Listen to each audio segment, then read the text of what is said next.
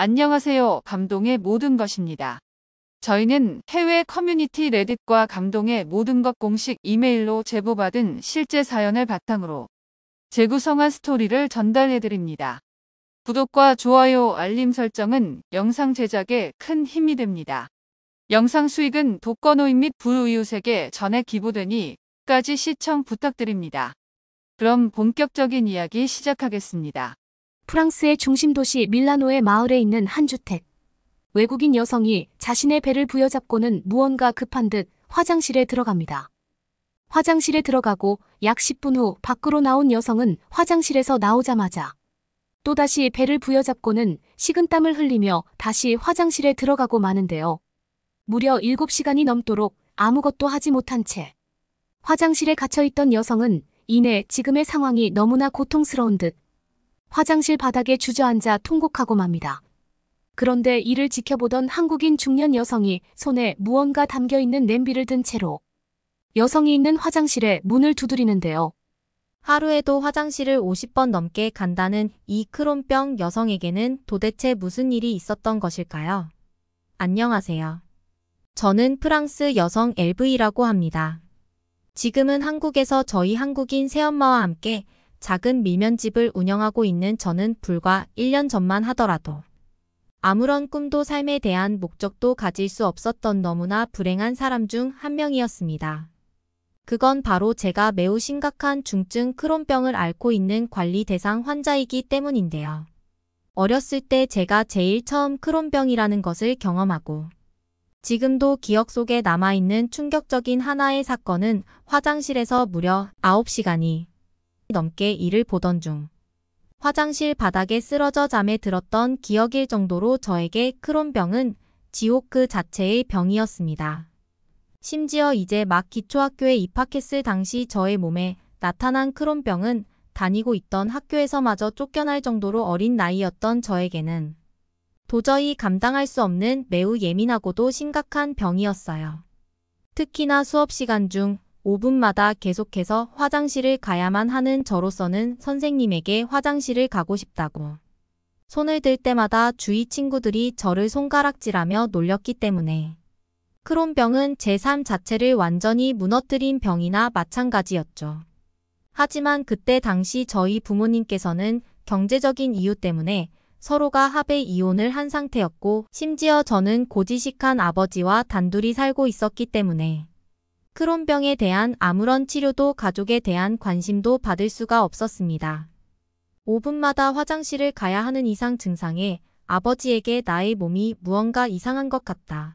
너무 화장실을 많이 가서 일상생활이 안 될 정도다라고 얘기를 건넸지만 아버지께서는 그럼 화장실을 가면 될 것 아니냐면서 정말 아무런 도움이 되지 않는 얘기만 하시면서 화장실을 못 참는 제가 의지 부족이라는 어처구니 없는 말만 반복하셨습니다.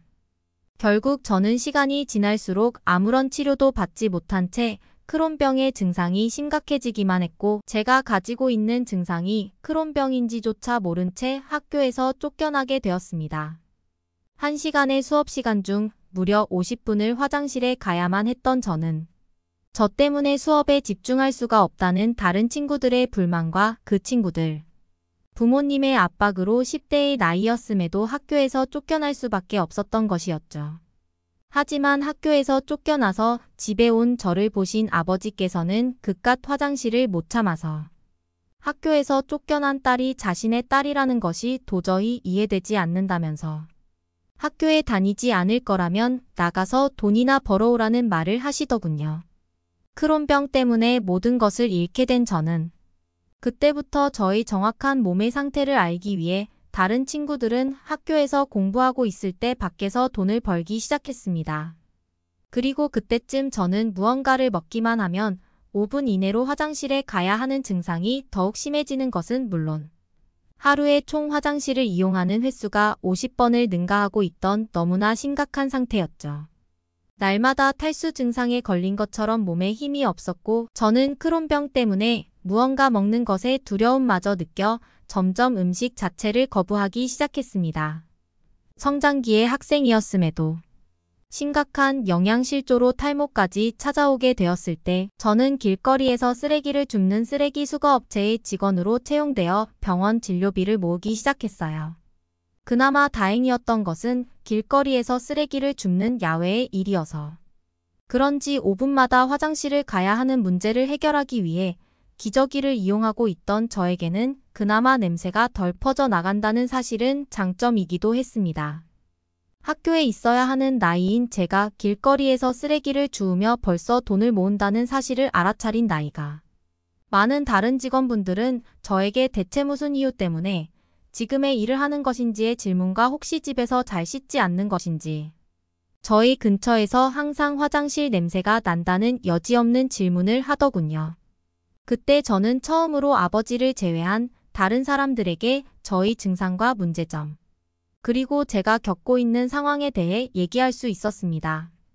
그런데 그 중에는 특이하게도 매우 젊은 한국인 오빠도 있었는데 저보고 그거 크론병 아니냐면서 정밀 검사를 받아보라는 얘기를 해주시더군요. 그리고 저는 그날 처음으로 부모도 아닌 젊은 한국 남자의 손에 이끌려 프랑스의 한 병원에 저희 증상에 대한 정밀 검사를 받으러 가게 되었습니다. 프랑스 의사 선생님께서는 저에게 원인 불명의 1급 크론병이 이미 너무 심각해진 상태의 단계라며 면역체계의 문제로 인한 원인일 가능성이 높아 현대의학으로는 크론병을 정확하게 치료하기는 어렵다는 충격적인 진단을 내려주셨어요. 그때 저는 처음으로 제가 가진 크론병이 얼마나 무섭고 정확한 치료법도 없는 고통스러운 병이라는 것을 알게 되었습니다. 의사분께서는 저에게 앞으로 점점 20대의 나이에 접어들수록 화장실을 참기가 더욱 어려워질 것이고 평범하게 걸어가던 중 자신도 모르게 배변 실수를 하는 경우가 늘어날 수밖에 없을 것이라면서 정확한 치료법이 없어 그저 자신도 해줄 것이 없다는 말만 해주시더군요. 저를 병원으로 데려온 젊은 한국인 남자분도 예상은 했지만 도저히 방법이 없냐는 질문만을 의사에게 건네면서 제 손을 그저 꼭 잡아주시기만 하셨습니다. 기본적인 약 처방으로 화장실을 적게 가게 만들 수는 있지만 결국 시간이 지나 약에 대한 내성이 생기면 그 전보다 상황이 더욱 안 좋아질 수밖에 없다는 말을 마지막으로 저는 병원 문을 나서게 되었습니다. 진석이라는 이름을 가진 젊은 한국인 직원분께서는 자신 또한 워킹홀리데이 때문에 잠깐 프랑스에서 지금의 일을 하고 있는 것이기에 큰 도움이 되기는 힘들겠지만 언제라도 힘든 상황이 생기면 자신에게 연락하라면서 자신의 휴대폰 번호가 적힌 메모와 약관의 생활비를 저에게 주더군요.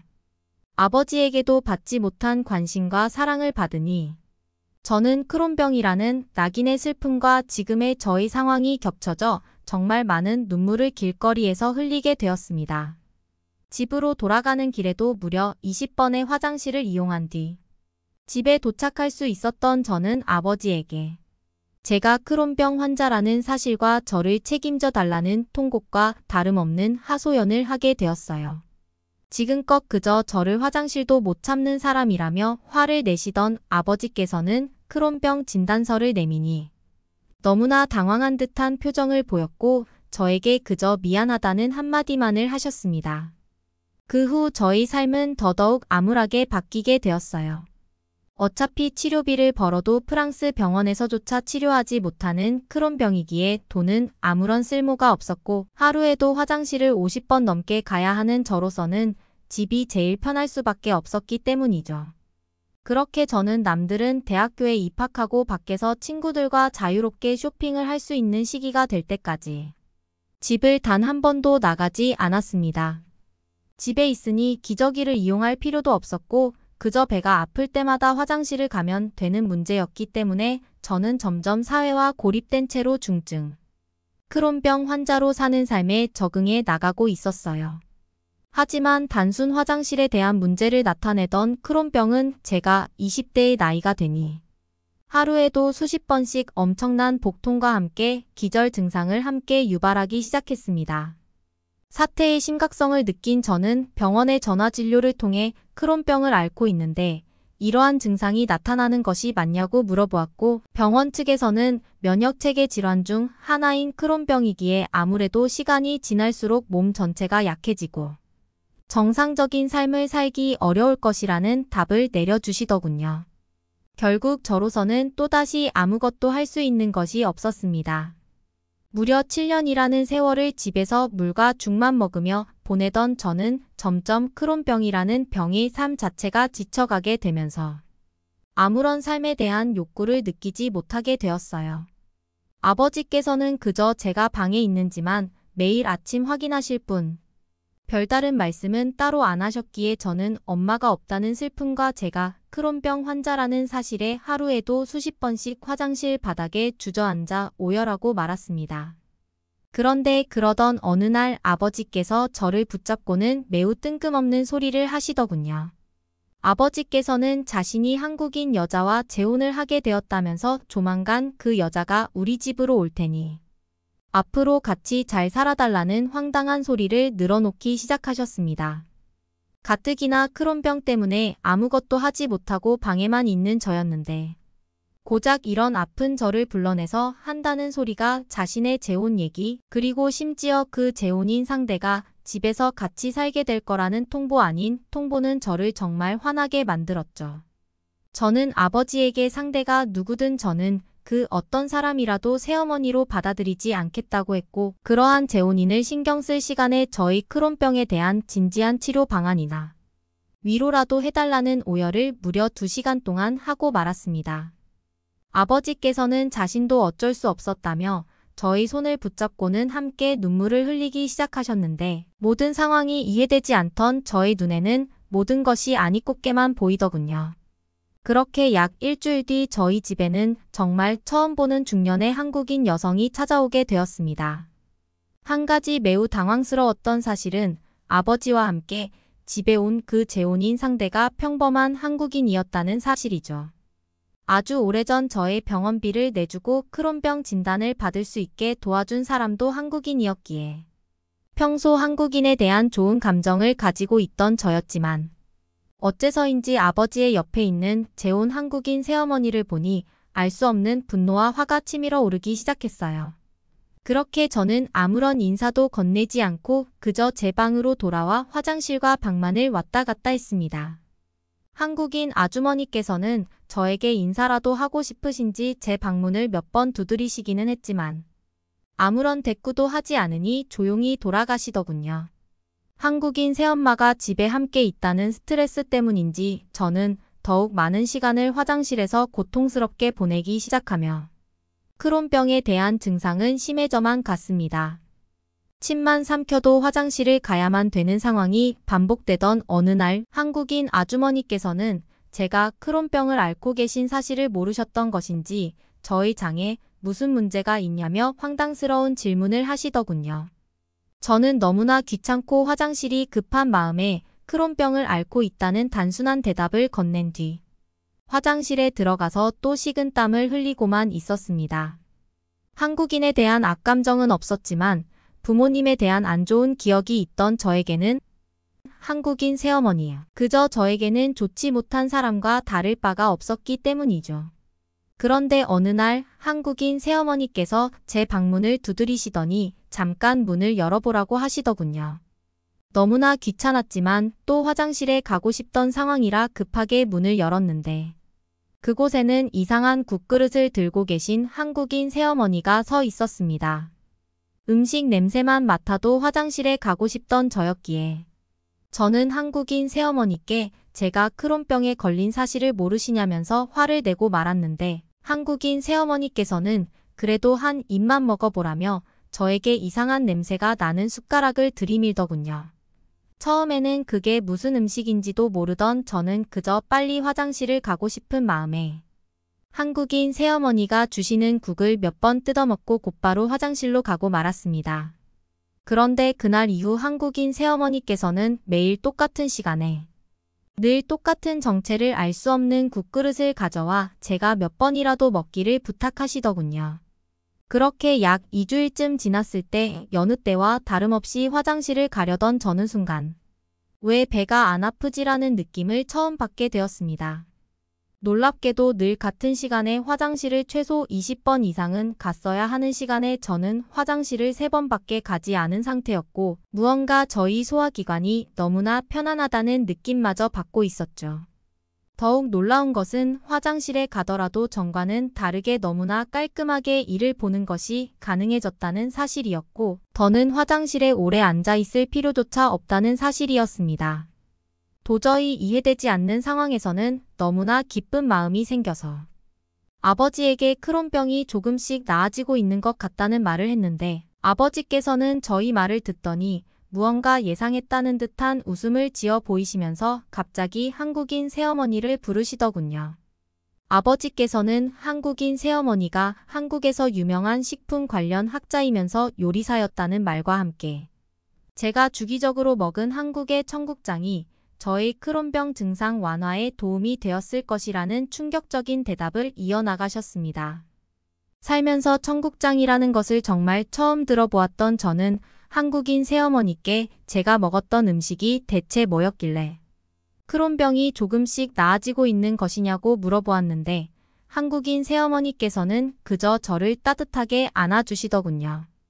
알고 봤더니 제가 먹은 청국장에는 크론병의 염증, 증상을 완화해주는 성분들이 정말 많이 들어있던 한국의 전통 음식이었고 크론병의 자연 치유를 위해서는 이러한 식습관 관리가 너무나 중요하다는 사실을 처음 알게 되었습니다.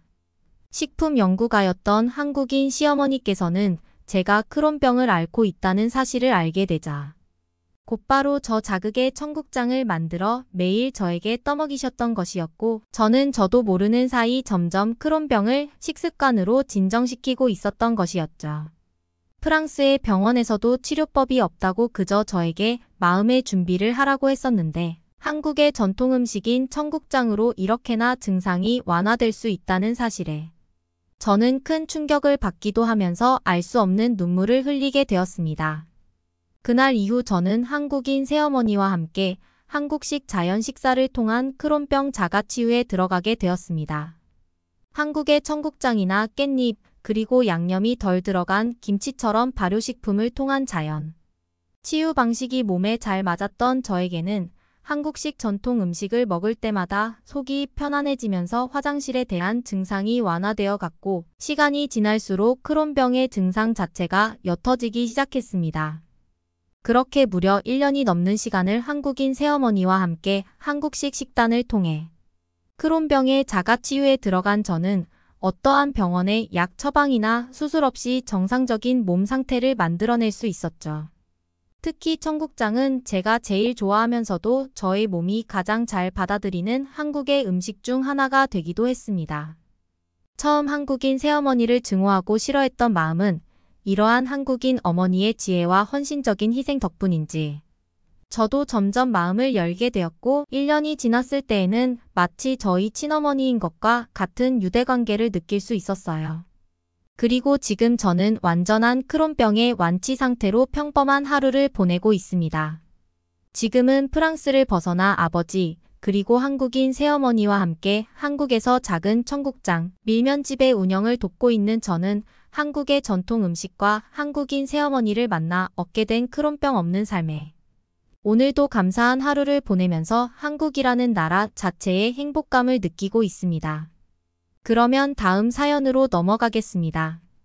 미얀마 시골의 한 어느 집 드디어 한국 대학교에 합격했어요. 장학금도 준대요. 자신이 원하는 한국 대학에 합격했다는 소식을 듣고 매우 기뻐하는 한 소녀가 있습니다. 너무나 기쁘고 행복한 소식이었지만 그날 밤 이 집에서는 한숨소리가 흘러나옵니다.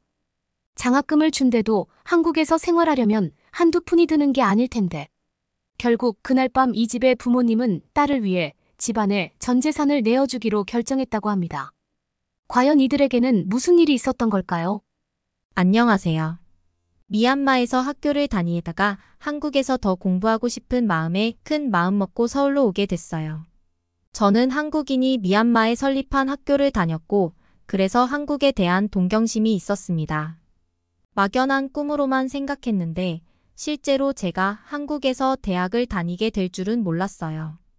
제가 이 꿈을 이룰 수 있도록 물심양면 지원해준 우리 가족에게 감사의 인사를 전하고 싶습니다. 사실 저는 가난한 집안의 장녀이거든요. 전 우리 가족의 생활비를 벌기 위해 남들보다 비교적 이른 나이부터 아르바이트를 시작했답니다. 원래 이런 가난한 삶을 사는 사람에겐 야심찬 꿈이 하나씩 있기 마련이거든요. 제게 그것은 바로 한국행이었죠. 한국과 먼 땅인 그곳 미얀마에서 대한민국만 바라보게 된 이유는 바로 제가 다녔던 학교 때문이었습니다. 전 미얀마에서도 시골에서 자랐는데요. 무척 열악한 환경이었죠. 학교는 꿈꿀 수도 없는 곳이라면 어느 정도인지 이해할 수 있을 거예요. 우리 부모님께선 제가 곧 자라 학교에 가야 할 나이인데 동네에 마땅한 학교가 없어 걱정하셨었죠. 그때 좋은 소식을 듣게 됐어요. 좀 멀긴 한데 한국인이 세운 학교가 있대요. 정부로부터 승인도 받은 정규 교육기관이라는데 거기 보내는 건 어때요? 우리 부모님은 이웃으로부터 그 말을 듣고 바로 저를 해당 학교에 입학시켜 주었습니다. 거리가 조금 멀어 매일 아침 일찍 일어나는 게 곤욕이었지만 공부에 대한 열정과 관심이 넘쳤던 저로서는 학교 가는 등굣길이 늘 즐겁기만 했답니다. 시골 학교라고 규모가 작은 곳도 아니었어요. 전교생이 무려 몇백 명이나 됐거든요. 제가 공부에 대한 열정을 보여서 그랬을까요? 우리 부모님은 힘든 가정 환경이었지만 딸을 위해 방과 후 교실까지 등록해 주셨습니다. 덕분에 전 영어 공부까지 할 수 있었죠. 상상도 하지 못했는데 말이에요. 하지만 한편으로는 어린 나이에 눈치도 보이고 죄송한 마음에 더 이상 다니질 못하겠더라고요.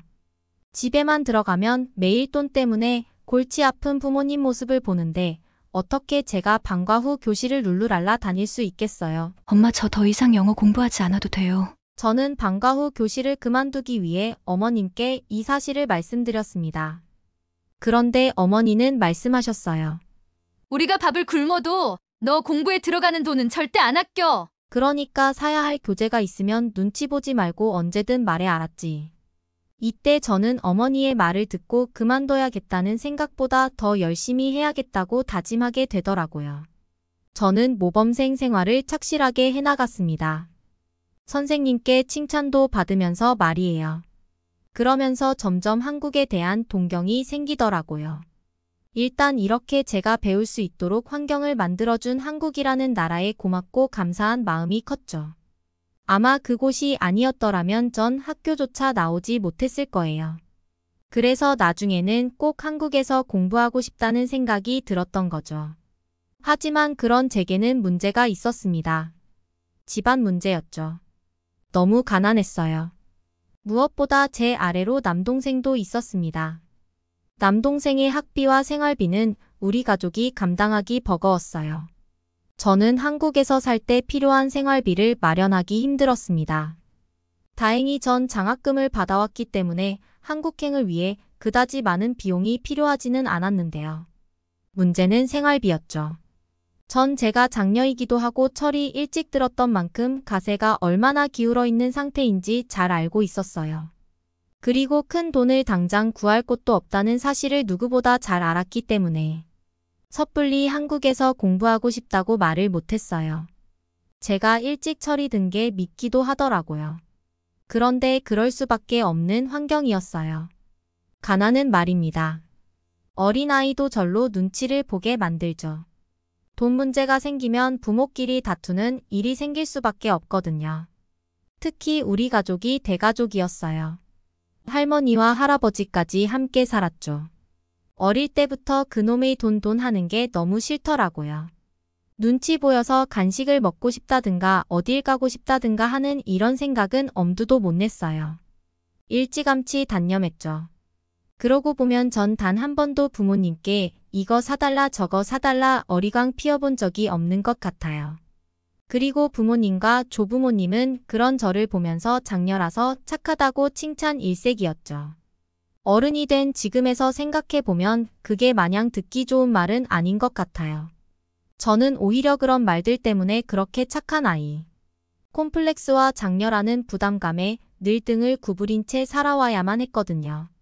머리와 몸이 어느 정도 자란 후에는 제가 이 집안 경제활동의 보탬이 되어야만 한다는 사실을 체감했습니다. 그래서 새우 가게 아르바이트부터 물 떠오는 일까지 해보지 않은 아르바이트가 없어요. 거의 24시간을 쪼개어 가면서 아르바이트를 했죠. 공부도 했어야 했으니깐요. 관광지에 가서 관광객들에게 젤리 같은 걸 팔기도 했었는데요. 그때 한국 사람들이 정말 친절했어요. 미얀마에는 한국인 관광객들이 참 많거든요. 그들은 제가 다가가도 이상한 눈빛을 보내지 않고 오히려 딸벌이라 그런지 젤리를 많이 사주는 사람들이 많았죠. 다들 친절해서 그때 역시 한국인들은 다 착하구나 하고 생각했던 기억이 납니다.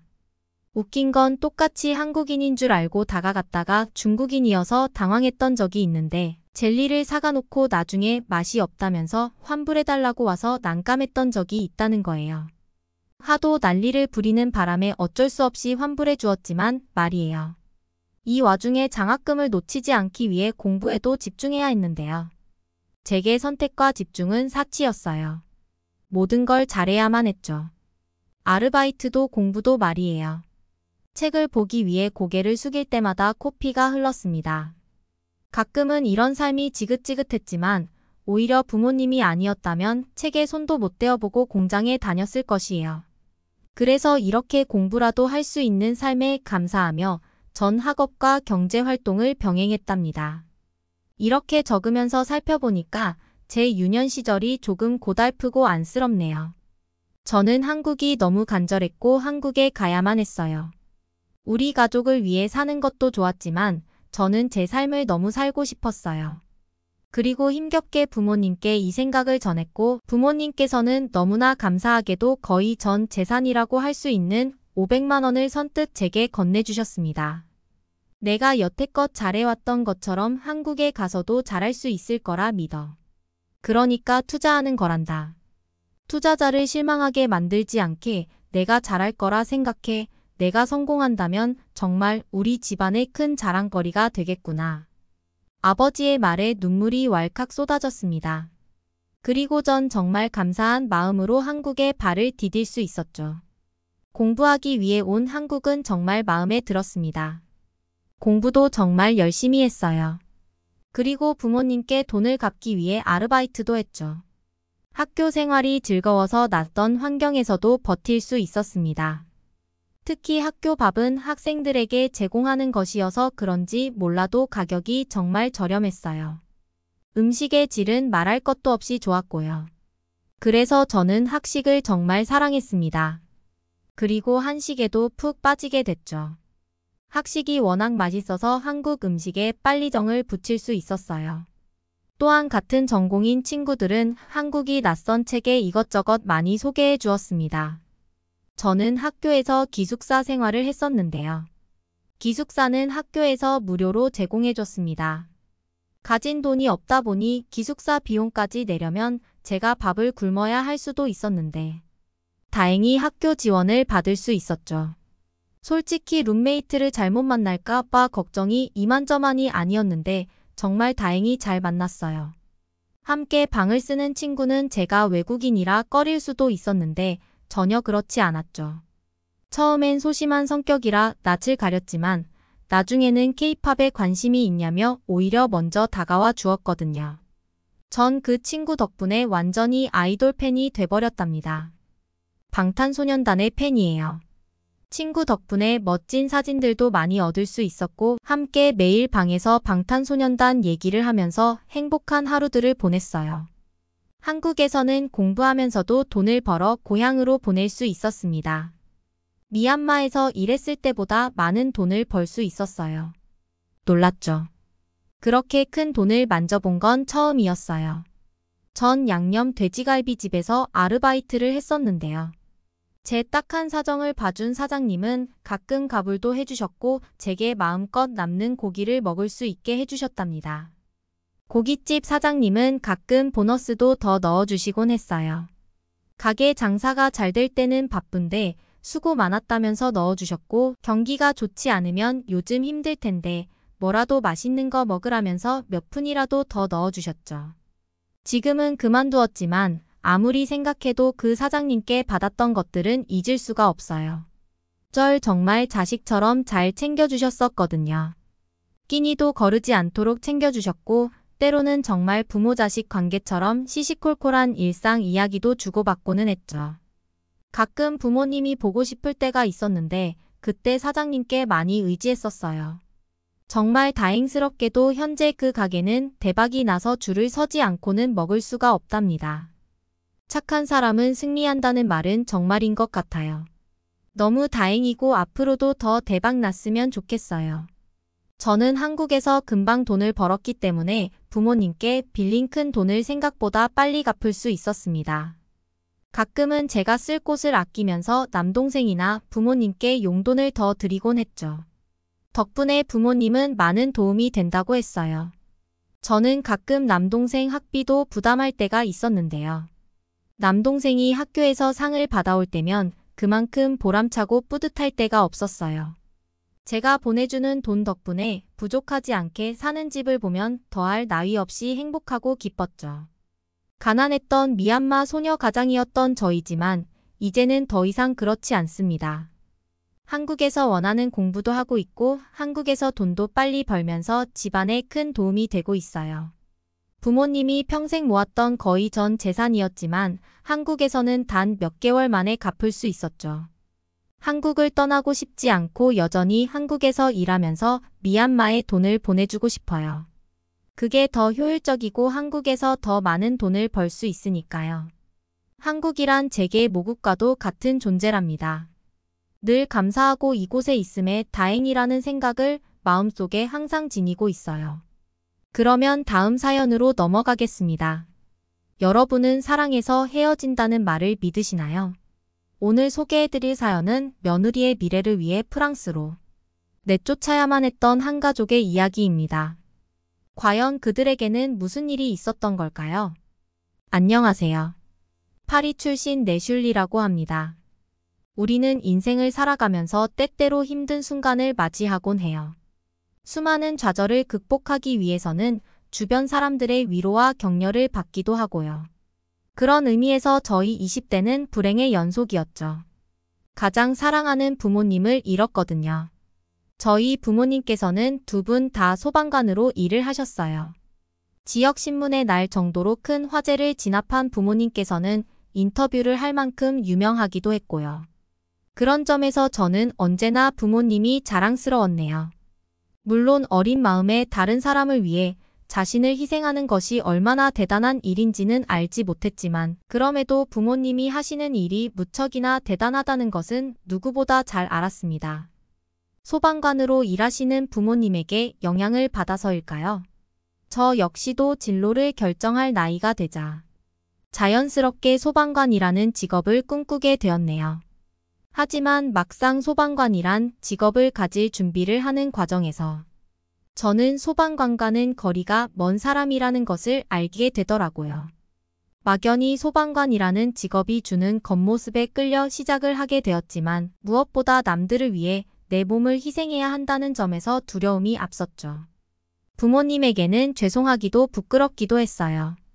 보란듯이 소방관이 될 것이라 큰 소리를 쳤으면서 정작 시작도 하기 전에 포기를 한 거잖아요. 자신이 꿈꾸던 꿈과 멀어질 때면 사람들은 큰 상실감에 빠진다고 하지만 저의 경우에는 전혀 그러지 않았어요. 제가 실패를 하더라도 부모님께서 이해해 주실 거라는 확신이 있었으니까요. 그러나 제가 부모님에게 응석을 부릴 날은 두 번 다시 찾아오지 않았네요.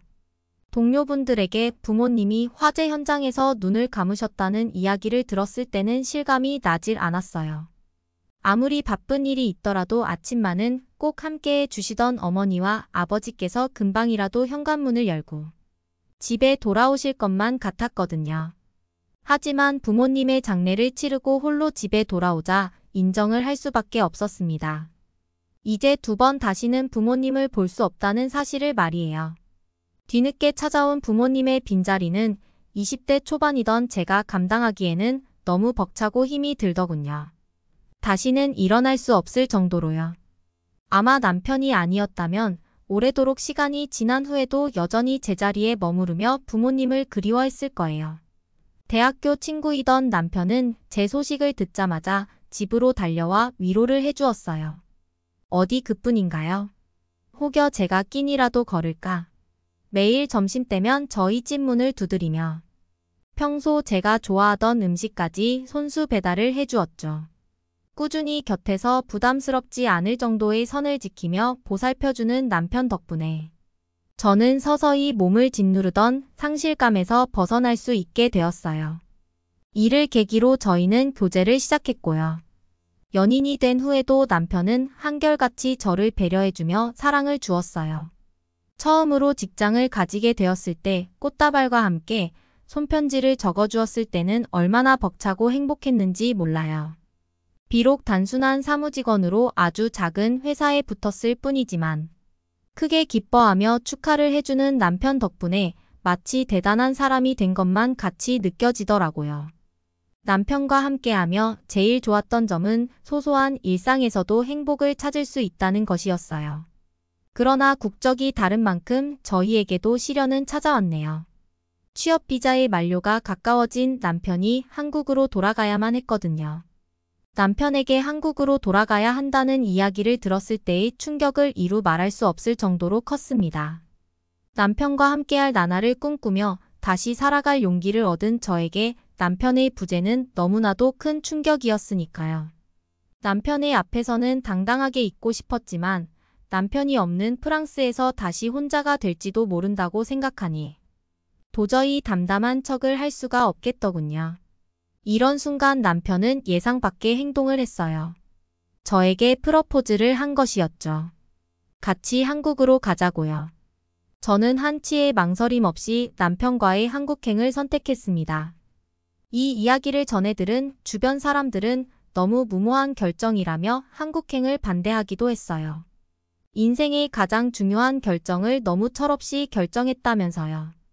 아마 주변 사람들은 부모님을 잃은 제가 외로움에 몸부림쳤기 때문에 결혼도 한국행도 충동적으로 결정했다고 여기는 모양이었어요.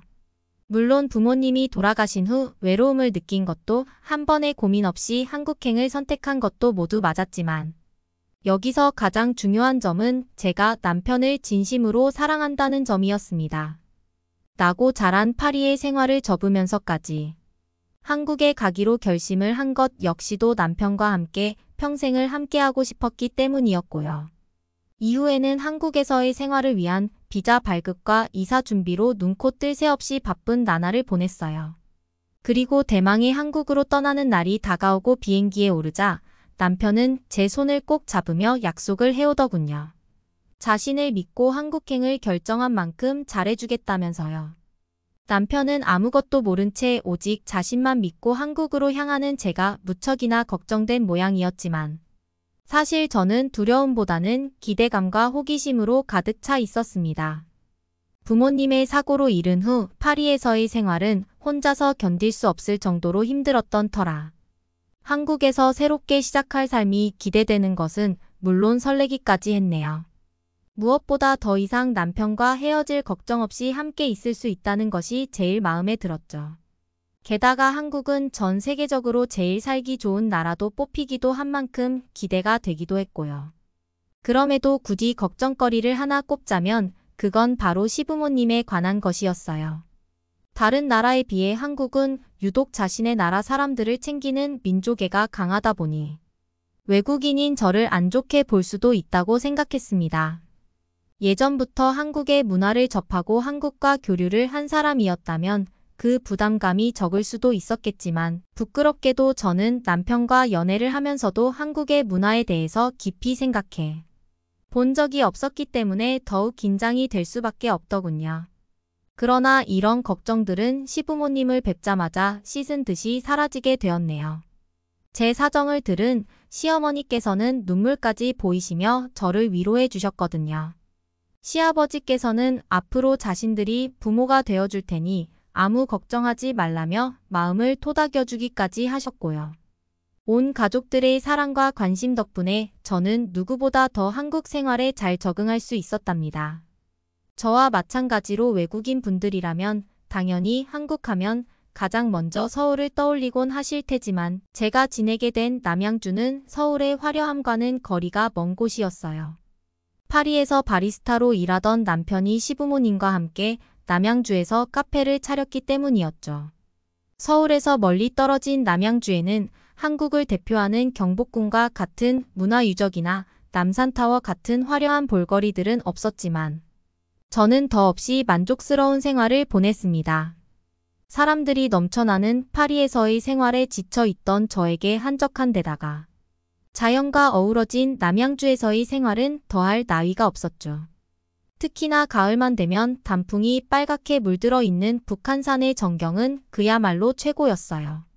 원래 도심과 떨어진 곳들은 조용한 생활을 즐길 수 있는 장점이 있는 반면 편의시설이 잘 갖춰지지 않았다는 단점이 있잖아요. 프랑스만 하더라도 뉴욕이나 파리 같은 주요 도심 지역을 벗어난다면 제대로 된 편의시설을 기대하기는 힘들거든요. 간단한 마트를 한번 가려고 해도 차가 없다면 절대로 오갈 수가 없는 곳들도 많았고요. 그러나 한국은 달랐습니다. 제일 놀란 것은 주변에 마트가 없더라도 편의점을 비롯해 약국 같은 기본적인 생활에 필요한 시설들이 잘 갖추어져 있다는 것이었어요. 더불어 경찰차들은 늦은 시간에도 순찰을 돌았기에 밤에도 안심하고 밖으로 나갈 수 있었고요. 한국에서의 생활은 여러모로 기대 이상이더라고요. 한국의 편의시설이야 워낙 잘 갖추어졌다고 알려졌기에 예상은 하고 있었지만 제일 놀라운 것은 한국 사람들의 행동이었어요. 앞에서도 말했다시피 민족애가 강한 한국 사람들은 자국민이 아니라면 차별을 하거나 무시를 할 줄 알았지만 실상은 전혀 그러지 않더군요. 남양주로 이사 온 지 일주일이 되었을 때 일이었습니다. 시부모님과 남편은 카페 준비로 바빴기 때문에 처음으로 저 혼자서 외출을 하게 되었는데요. 남편이 몇 번이나 서울로 가는 방법을 설명해 줬음에도 워낙 길을 잘 찾지 못했기 때문에 버스 정류장마저도 찾지 못했는데요. 그때 제 또래로 보이는 여성분이 다가와 친절하게 버스 정류장이 있는 곳으로 안내를 해주시더라고요. 서울로 올라갔을 때도 한국인들의 친절은 계속되었습니다. 화장품 매장에서 원하는 제품을 찾지 못하고 도움을 청하자 직원은 원하던 제품을 찾아줄 뿐 아니라 타입별로 제품을 추천해주기까지 했네요. 직원의 도움 덕분에 제 피부에 알맞은 화장품을 찾을 수 있었죠.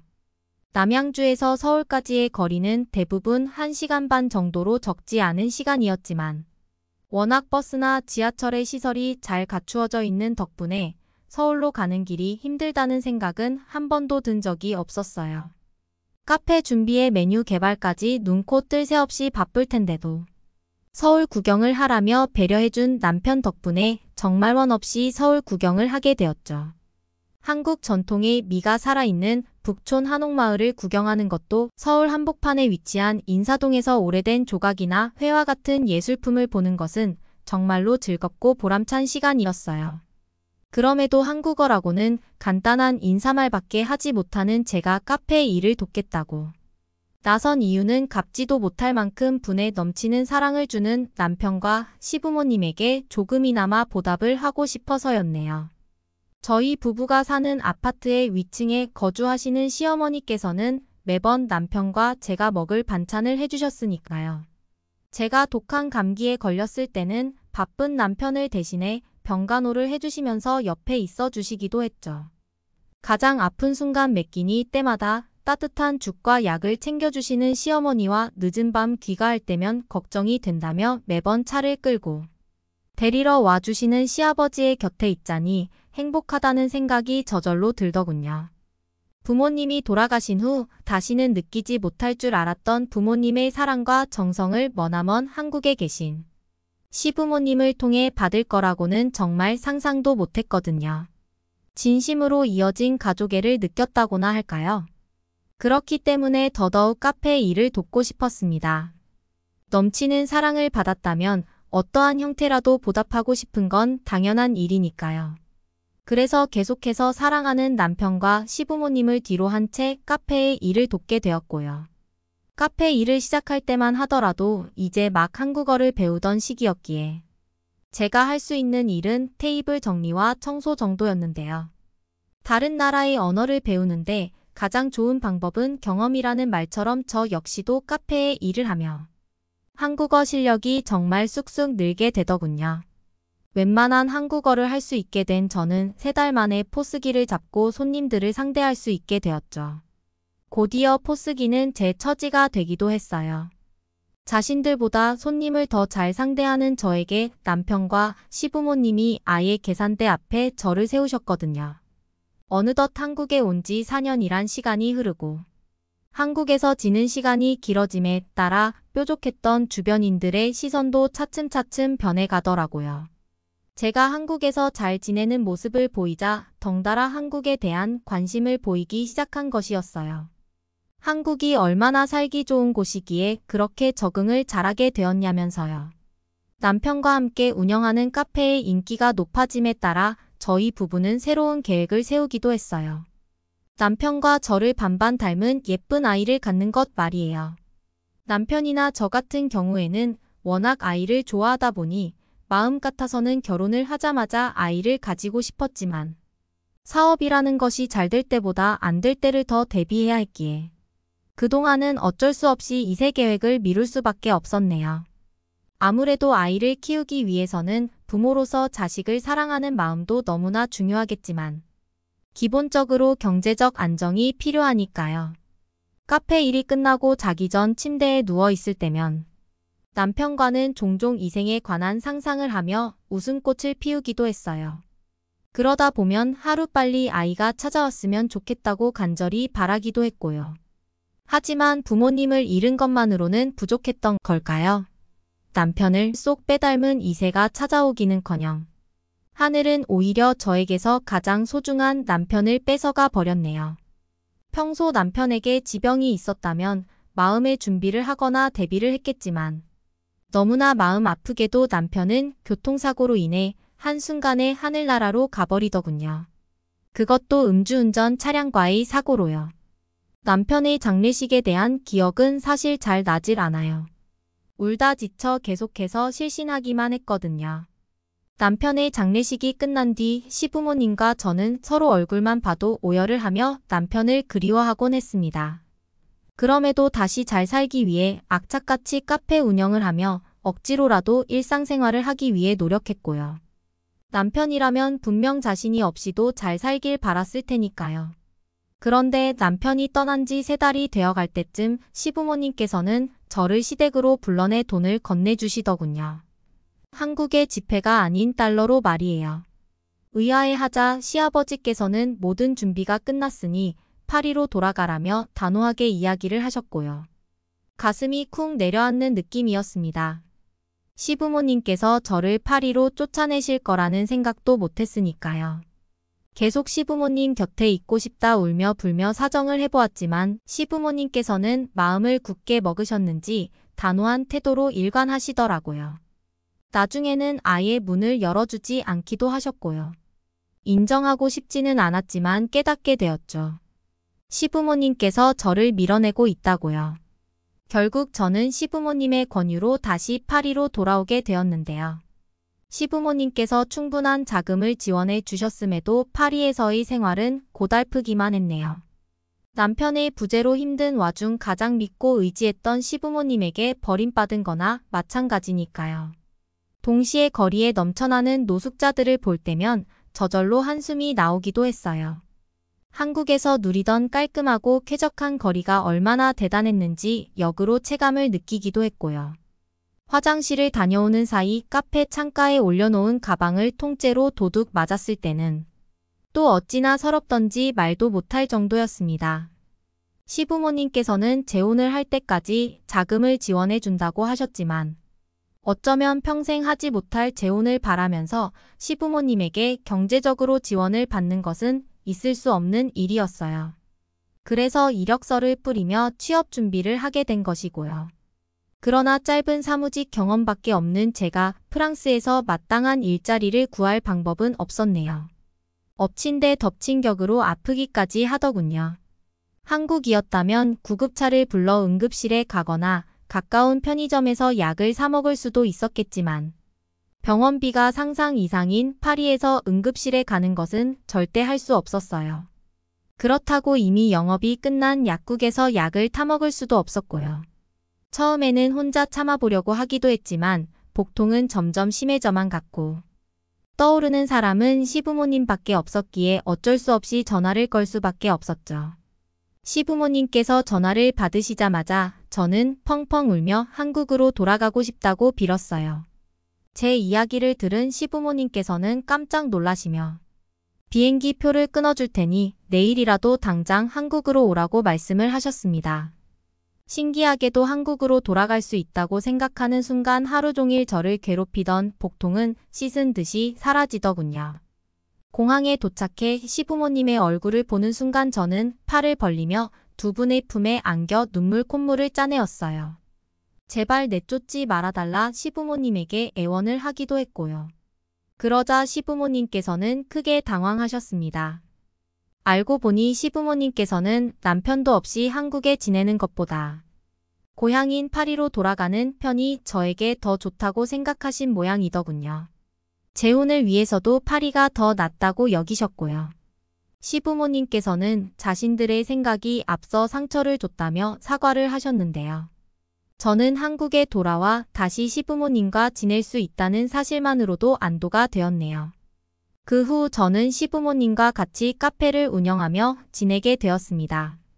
남편이 떠난 지 꼬박 2년이란 시간이 흐르고 그 사이 시어머니께서는 계속 재혼을 권유하기도 하지만 아직은 남편 이외의 남자에게는 그 어떤 관심도 가질 않더라고요. 파리가 나고 자란 고향이라면 한국은 제가 살아 숨 쉴 수 있게 해준 마음의 고향과도 같은 존재예요. 이렇게 좋은 곳에서 소중한 시부모님과 함께할 기회를 준 남편에게는 언제나 감사할 따름입니다. 비록 더 이상 남편이 제 곁에 없기는 하지만 저는 아마도 한국에 사는 평생 동안 남편을 그리워할 것만 같아요. 가장 행복했던 시간은 남편과 함께 했을 때니까요. 오늘의 사연은 여기까지입니다. 응원이나 남기고 싶은 말이 있으시면 댓글로 남겨주세요. 사연자분께 전달해 드리겠습니다. 저희 감동의 모든 것은 실제 사연 제보를 받고 있습니다. 채택되신 분께는 선물도 드리고 있습니다. 저희의 사연이 여러분의 하루의 작은 힘이 될 수 있었으면 좋겠습니다. 지금까지 한국의 감동적인 이야기를 전해드리는 감동의 모든 것이었습니다. 구독과 좋아요를 눌러주시면 영상 제작에 큰 힘이 됩니다. 감동적인 사연을 주변 사람들에게 공유하고 함께 이야기 나눠보세요. 끝까지 시청해주셔서 감사합니다. 더욱 더 좋은 영상으로 찾아뵙겠습니다.